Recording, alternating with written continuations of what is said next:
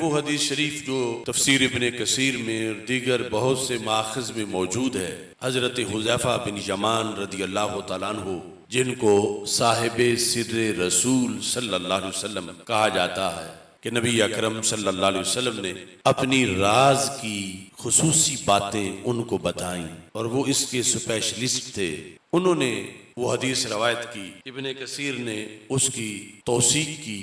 اسے سند کے لحاظ سے بھی مستند قرار دیا کہ ہمارے آقا صلی اللہ علیہ وسلم نے فرمایا ان مما اتخوف علیکم، کہ مجھے تم پر جن چیزوں کا خطرہ ہے، من تبیز کا ہے، یعنی اس حدیث میں جو کچھ بیان ہوگا سارا خطرہ وہ نہیں، لیکن جن چیزوں کا خطرہ ہے ان میں سے ایک خطرناک چیز کا ذکر اس جگہ بھی کیا۔ کن لفظوں میں؟ فرما ان مما اتخوف علیکم رجل، مجھے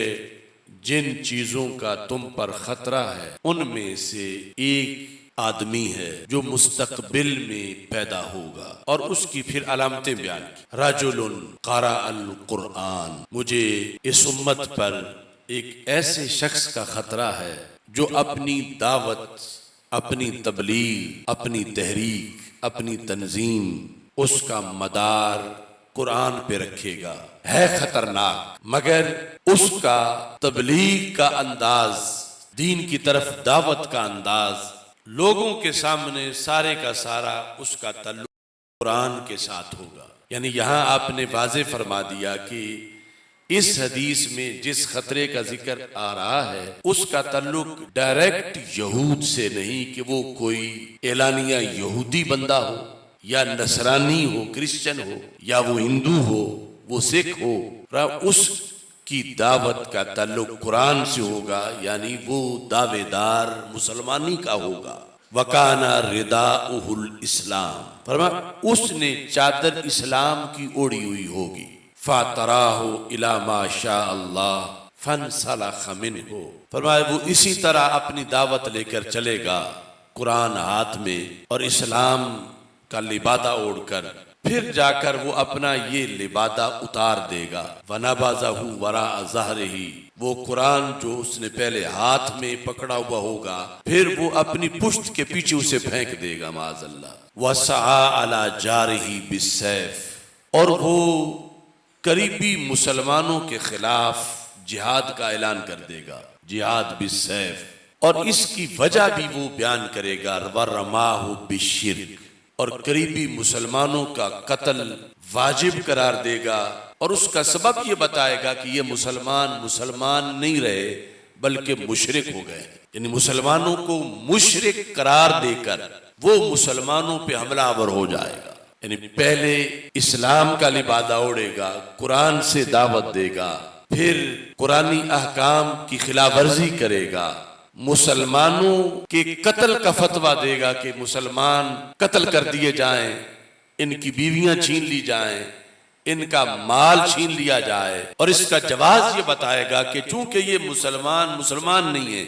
رماہ بالشرک، شرک کا فتویٰ لگا کر مسلمانوں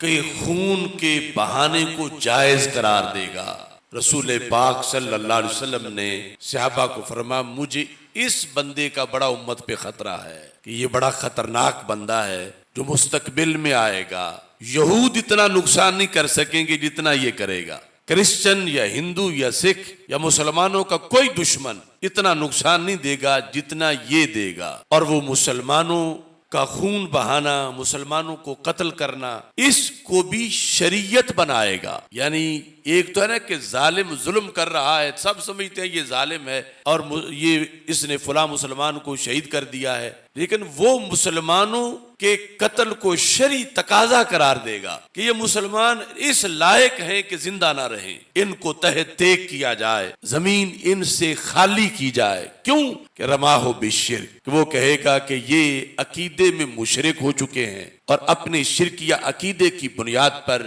قرآن کہتا ہے کہ ان سے زمین کو پاک کیا جائے معاذ اللہ۔ اس طرح وہ شرک کا فتویٰ لگا کر مسلمانوں کا خون بہائے گا، امت کی کمر توڑ دے گا، کہ جب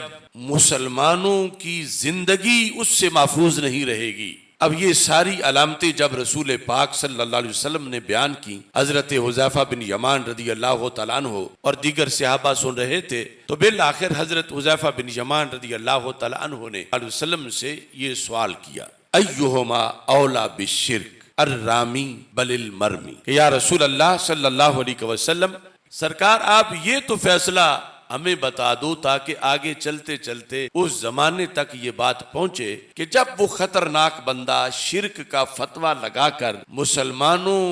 کے قتل کو جائز قرار دے گا اور مسلمانوں کا قتل عام ہو رہا ہوگا انہیں مشرک قرار دے کر، تو کیا مسلمان اس وقت کے جو ہیں وہ واقعی مشرک ہو چکے ہوں گے، یا وہ شخص انہیں غلط فتوے کے ذریعے سے تہمت لگا رہا ہوگا، شرک کا الزام دے کر، شرک کا تہمت لگا کر انہیں وہ ظلماً قتل کر رہا ہوگا؟ اس کا آپ فیصلہ ہمیں سنا دیں۔ جب آپ کو اس وقت کے حالات آج نظر آ رہے ہیں تو اس وقت دو ٹولے ہوں گے، ایک اس شخص کی فوج ہوگی، اس کے حمایتی ہوں گے، اور دوسری طرف وہ مسلمان ہوں گے کہ جن پر شرک کا فتویٰ لگا ہوا ہوگا اور ان پہ ظلم کیا جا رہا ہوگا۔ تو دنیا یہ جاننا چاہے گی کہ جن پر شرک کا الزام لگا ہے کیا وہ واقعی مشرک ہیں؟ تو پھر ٹھیک ہے، مرتے کھپتے رہیں، اور اگر وہ واقعی مشرک نہیں، وہ سچے ہیں، تو پھر انہیں اس بات سے بڑا حوصلہ مل جائے گا کہ اگرچہ ہماری جان تو سلامت نہیں لیکن ایمان تو سلامت ہے، کہ اللہ کے رسول صلی اللہ علیہ وسلم نے ہماری حمایت کی ہے اور اس فتویٰ لگانے والے کو مجرم قرار دیا ہے۔ یا رسول اللہ صلی اللہ علیہ وسلم، آپ اس بارے میں آج فیصلہ فرما دیں۔ آج سے 14 صدیاں پہلے جب امت کی اس خطرناک انسان کے لحاظ سے یہ گفتگو چل رہی تھی مسجد نبوی شریف میں، حضرت حذیفہ بن یمان رضی اللہ تعالیٰ عنہ نے سوال کیا، لفظ یہ تھے، ایہما اولا بالشرک الرامی اول مرمی۔ رامی ہے شرک کا فتویٰ لگانے والا، مرمی ہے شرک کا فتویٰ کھانے والا، کہ جس کو مشرک کہا جا رہا ہے، تو ان میں سے حقیقت میں خراب کون ہوگا؟ تو ہمارے آقا صلی اللہ علیہ وسلم نے 3 بار فرمایا، بل الرامی بل الرامی بل الرامی، کہ اس وقت کا مسلمان مشرک نہیں ہوگا، وہ جو فتویٰ لگانے والا ہے وہ مجرم ہوگا۔ یہ حدیث شریف تفسیر ابن کثیر میں موجود ہے، اور اس کے علاوہ 8-9 اس کے ماخذ ہیں، اور امام یحییٰ بن معین اور امام احمد بن حنبل جیسے ائمہ نے اس کی توثیق کی ہے۔ اب آپ تاریخ دیکھیں اسلام کی، قتال تو بہت مرتبہ ہوا، کبھی تاتاریوں نے کیا، منگولوں نے کیا، کبھی کوئی ظالم آیا، کبھی کوئی ظالم آیا، کبھی کوئی ظالم آیا۔ امت میں قتال شرک کا فتویٰ لگا کے کس نے کیا؟ مسلمانوں کا، وہ صرف ابن عبد الوہاب نجدی نے کیا۔ اس کے علاوہ یوں عسکریت، دہشت گردی، بربریت اور قتل عام، جس کو غیر جانبدار جو رائٹر ہیں انہوں نے بھی 3 لاکھ کی تعداد مسلمانوں کی لکھی، جو مکہ مکرمہ کے تھے، جو مدینہ منورہ کے تھے، جو طائف کے تھے، اور حجاز مقدس کے مختلف شہروں کے تھے۔ ان سب کا قتل عام ابن عبد الوہاب اور پھر ابن سعود اور وہابی تحریک کی جو جنگیں تھیں، برطانیہ کے ٹینک تھے اور مسلمانوں کے سینے تھے، اور اس طرح کر کے یعنی خون بہایا گیا، اور انگریزوں نے یہ اپنے پروردہ جو ہیں وہ حجاز مقدس پر اپنے مقاصد کے لیے مسلط کیے۔ اور رسول پاک صلی اللہ علیہ وسلم کی وہ بخاری کی حدیث، ویل للعرب من شر قد اقترب، وہ شر پھر جس نے یہود سے معاہدے کیے، وہ جس نے پھر نصارہ سے معاہدے کیے، کہ سرکار تو فرما گئے تھے اخرج الیہود والنصارى من جزیرۃ العرب، کہ جزیرہ عرب سے یہود کو بھی نکال دو،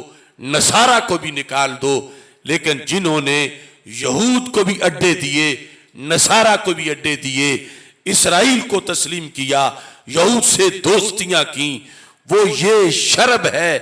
یہ وہ شر ہے جس کے بارے میں رسول پاک صلی اللہ علیہ وسلم نے وہ بخاری کی حدیث میں لفظ شر کے ساتھ اس کو بیان کیا، اور جو تفسیر ابن کثیر ہے اس کے اندر لفظ رجل اور پھر اس کی علامتیں ذکر کر کے نبی اکرم صلی اللہ علیہ وسلم نے اس فتنے کا تذکرہ کیا. اور آج وہ فتنہ ہے کہ جس کی وجہ سے پوری دنیا میں کہیں مسلمان سر نہیں اٹھا سکتے، چونکہ ان کا سر اس مرکز اسلام میں بیٹھے ہوئے سوداگروں نے غیروں کے سامنے شرمندہ کر رکھا ہے، غیروں کے سامنے جھکایا ہوا ہے. یہ کس منہ سے اپنی حریت، اپنی عظمت اور قرآن و سنت کے احکام کو بیان کریں کہ یہ جن احکام کا تذکرہ عجم میں بیٹھ کر یا کسی جگہ بھی کرتے ہیں تو یہود کہتے ہیں کہ تمہارے مرکز والے تو ہمیں تسلیم کر چکے ہیں. کیا ان کو یہ آیتیں نہیں آتی؟ کیا ان کو قرآن نہیں آتا؟ کیا وہ کعبے کی مفتی نہیں ہیں؟ کیا وہ حرمین کے خادم نہیں ہیں؟ جب وہ ہمیں سب کچھ تسلیم کر رہے ہیں تو پھر تم کس منہ سے ہم سے مخالفت کرتے ہو؟